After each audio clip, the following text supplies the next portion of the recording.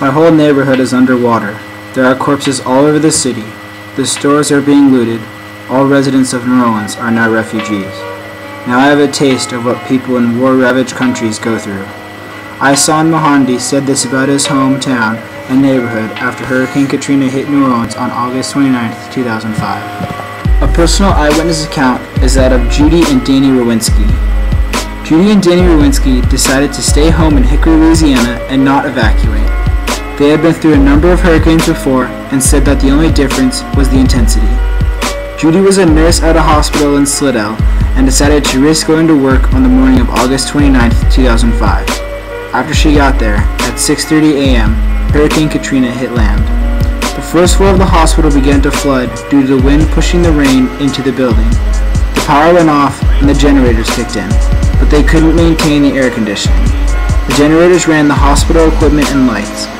Some of the hospital equipment had to be run on batteries.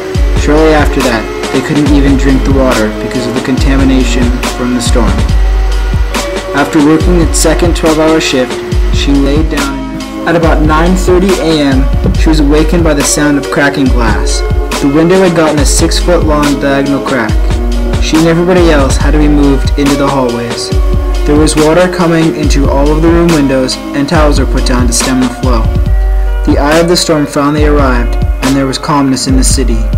The wind and rain started howling and roaring again, blowing from the other direction. The hospital sign crashed through a room and into the hallway. There were some injuries that were brought into the hospital from windows breaking and furniture crashing into people. Meanwhile, in the town of Hickory, Danny Rowinski was watching the storm and videotaping it. The trees were swaying violently, the power lines were down, and there was already some trees down. He had to go back inside at around 7:30 a.m. because the wind gusts and rain were gaining speed quickly. He took the family pictures and put them into a closet. The back bathroom had water pouring into it from a tree branch that had punctured the roof and ceiling. He hadn't even heard the tree tear into the house because of the high volume of wind and rain. On the enclosed back porch, he watched the trees and treetops fall. Some very large and old trees were actually being ripped up by their roots. Their land was no longer a thickly treed pine paradise.